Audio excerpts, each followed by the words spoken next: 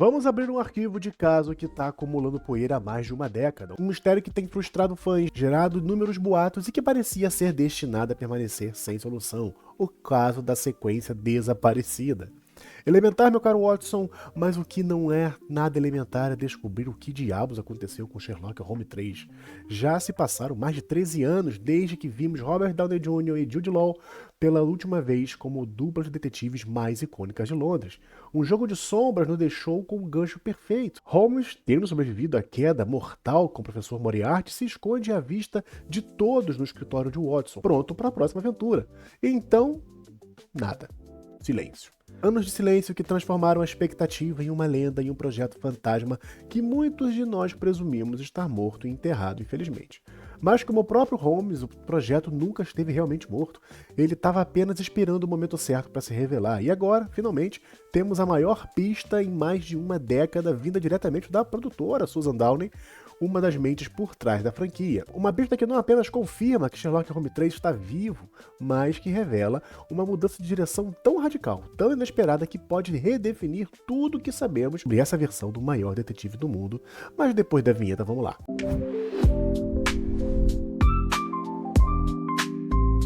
Salve, meu nerd, sejam bem-vindos ao Migrante Nerd. Deixa aí o seu like, porque no final você vai acabar esquecendo. E cara, se você quiser ajudar o canal e não precisar gastar diretamente comigo aqui, você pode usar o nosso link lá da Amazon, que tá no primeiro comentário fixado e na descrição desse vídeo. Você vai comprar qualquer coisa, televisão, videogame, Xbox se for caro, fralda, lápis de cor, Bob Good, papai, compra com o Bob Good, mas compra com o link do Migrante Nerd, porque aí você vai dar um pedacinho do seu pagamento pra mim.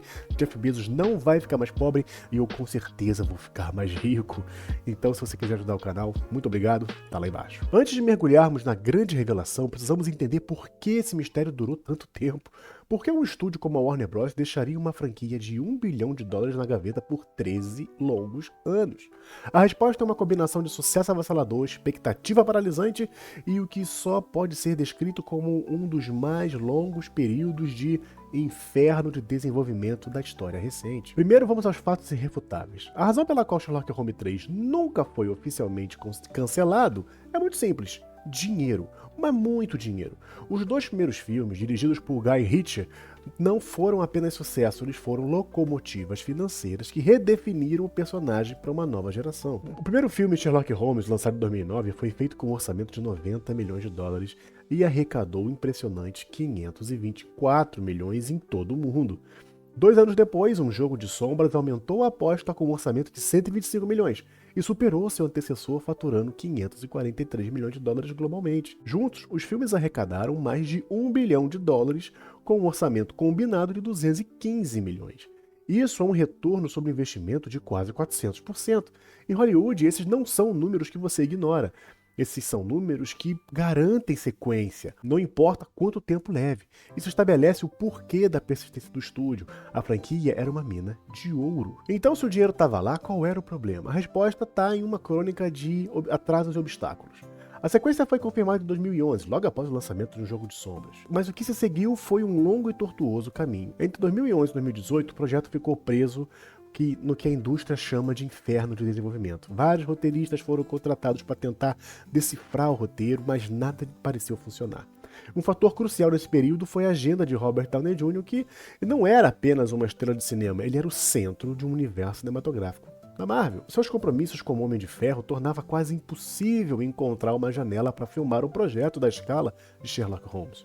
Em 2019 parecia que finalmente teríamos solução. Dexter Fletcher, o diretor aclamado de Rocketman, foi contratado para substituir Guy Ritchie, e a Warner Bros. Marcou uma data de lançamento ambiciosa para dezembro de 2021. As peças pareciam se encaixar.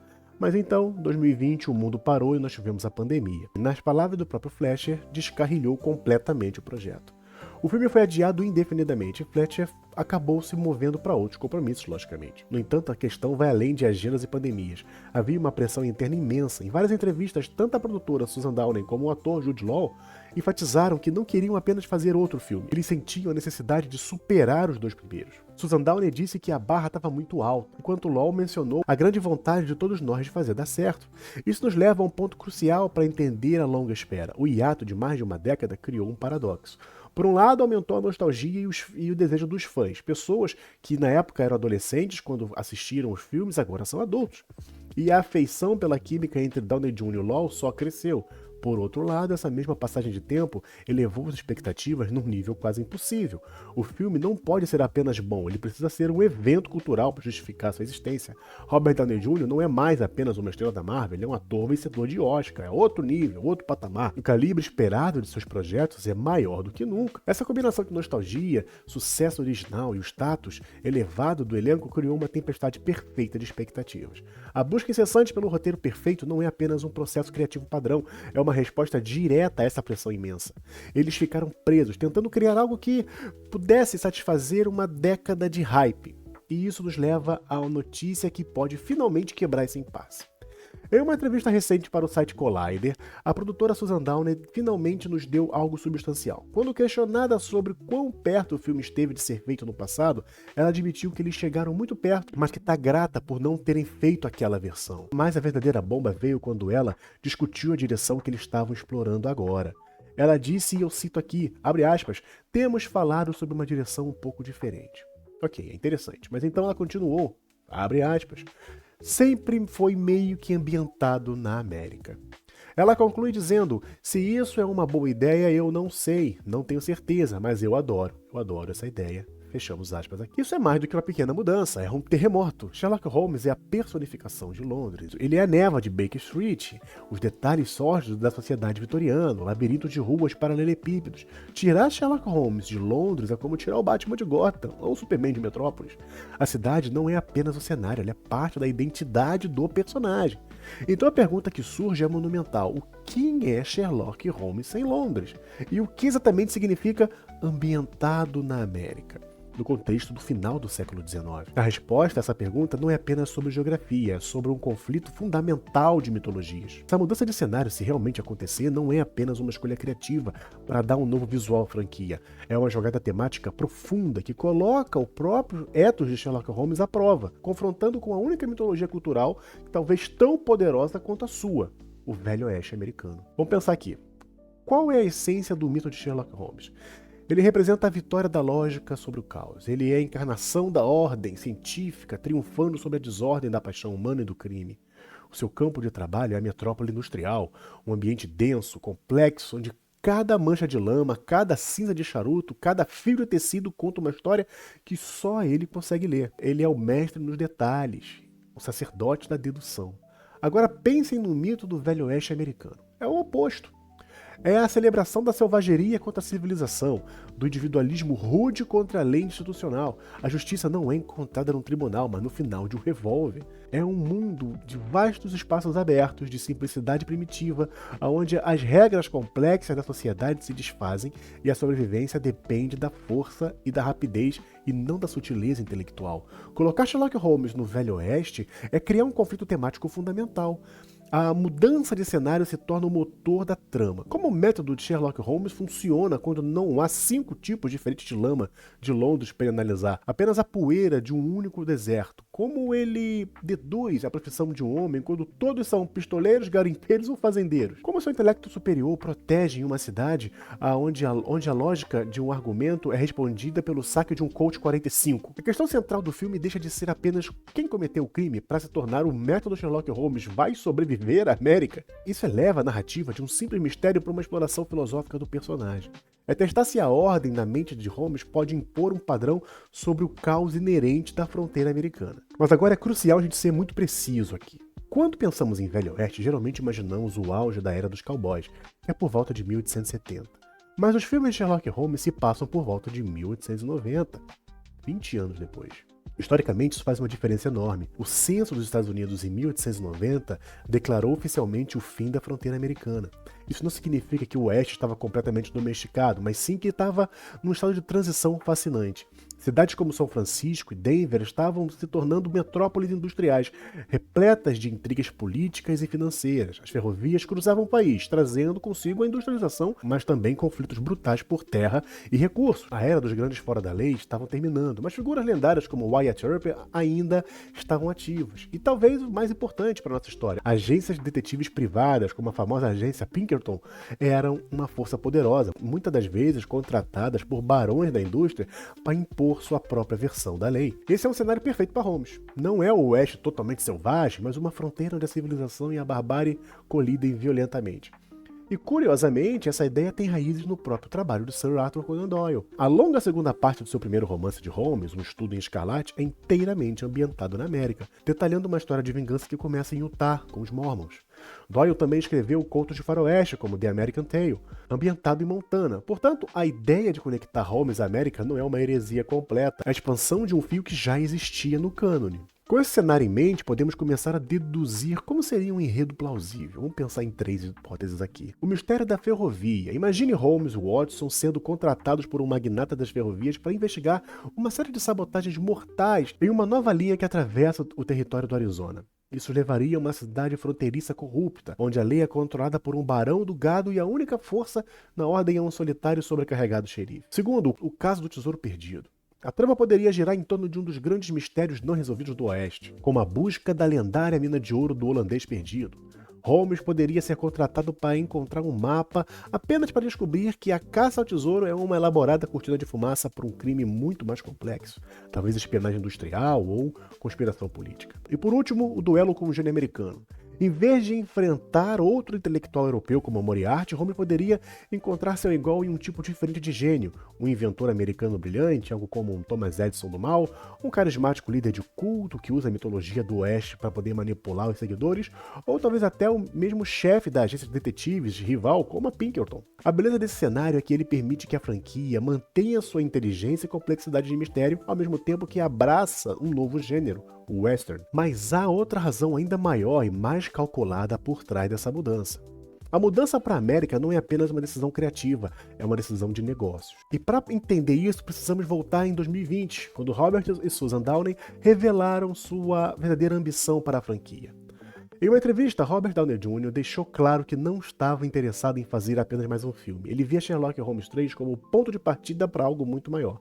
Um universo cinematográfico de mistérios, ou como ele chamou, um Mysteryverse. Sua citação foi reveladora. Abre aspas. Por que fazer um terceiro filme se você não vai poder derivar algumas verdadeiras joias de diversidade e outros tempos e elementos? A visão era clara, usar o terceiro filme para lançar um universo de histórias de mistério interconectadas, semelhantes ao que a Marvel fez com super-heróis. Pouco tempo depois, surgiram relatos de que 2 séries spin-off estavam em desenvolvimento inicial pela HBO Max.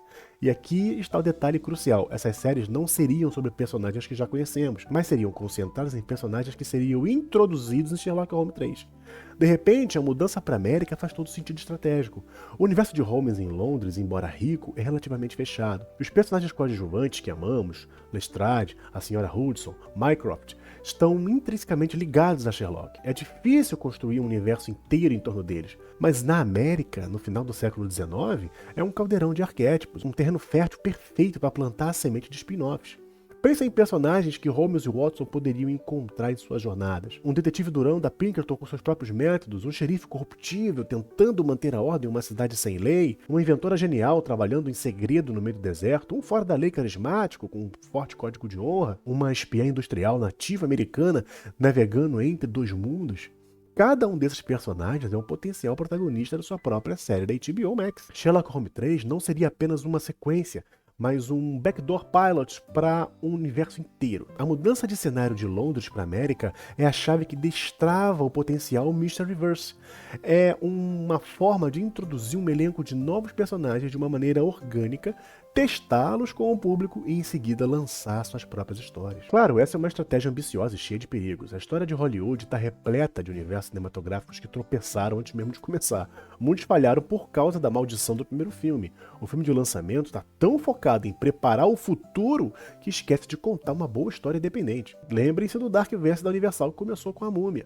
Além disso, o público já está mostrando sinais claros de fadiga de franquias. Estudos recentes indicam que muitos espectadores preferem histórias originais a mais uma sequência ou spin-off. A lealdade a grandes universos, até mesmo da Marvel, está diminuindo, muitas vezes pela qualidade também. O desafio de Sherlock Holmes 3 será monumental. Ele precisa ser, simultaneamente, uma obra de conclusão satisfatória para a história de Holmes e Watson que os fãs esperam há mais de 10 anos, contar uma história de mistério convincente e autônoma e introduzir de forma eficaz um novo elenco de personagens para esse futuro Mysteryverse. É um equilíbrio delicado. Se eles se concentrarem demais no futuro, corre o risco de alienar os fãs que só querem ver Downey Jr. e Law juntos novamente. Se ignorarem o futuro, a grande visão do Mysteryverse morre antes de começar. Então, o que isso nos deixa? O que sabemos com certeza? De acordo com as atualizações mais recentes, o projeto está muito vivo em nossos corações, como disse Susan Downey. Jude Law confirmou que uma nova iteração do roteiro foi concluída recentemente, o que é um sinal promissor de movimento. No entanto, ainda não há um diretor oficialmente confirmado, já que o status de Dexter Fletcher permanece incerto e, crucialmente, não há data de início de produção ou de lançamento no calendário. A situação é uma faca de dois gumes. Por um lado, a mudança para a América é uma jogada de gênio e uma forma de revigorar a franquia adormecida, criando um conflito temático fascinante que testa personagens de maneiras novas e, ao mesmo tempo, serve como uma plataforma de lançamento para um universo ambicioso. É ousado, é inesperado e pode ser exatamente o que o projeto precisa para finalmente sair do papel. Por outro lado, é um risco monumental também. Pode afastar os fãs que amam o cenário londrino, a estética vitoriana dos primeiros filmes, e corre o risco de sucumbir à pressão de ser um trailer de 2 horas para o Mysteryverse, em vez de ser um filme coeso e satisfatório por si só. O tabuleiro está montado e as peças estão se movendo, mas o jogo ainda nem começou. A ideia de Sherlock Holmes e Dr. Watson no Velho Oeste americano é uma das reviravoltas mais inesperadas que eu já vi para uma grande franquia, mas pode ser o golpe de mestre que justifica 13 anos de espera, ou pode ser um tiro que erra o alvo completamente. Então, espero que vocês tenham gostado, deixe seu like, seu comentário. Eu confesso que eu gosto muito desses 2 filmes do Sherlock Holmes e fico muito feliz com a possibilidade de um terceiro. Velho Oeste? Vamos ver. Se quiser ajudar o canal, nós temos aqui o QR Code. Lá embaixo na descrição também tem o link para você fazer a sua doação. Se você não quiser gastar diretamente com o Migrante Nerd, na descrição e no primeiro comentário fixado a nossa loja da Amazon para você comprar o que você queria, não aumenta nada e ajuda o migrante pra caramba. Espero você no próximo vídeo. Forte abraço.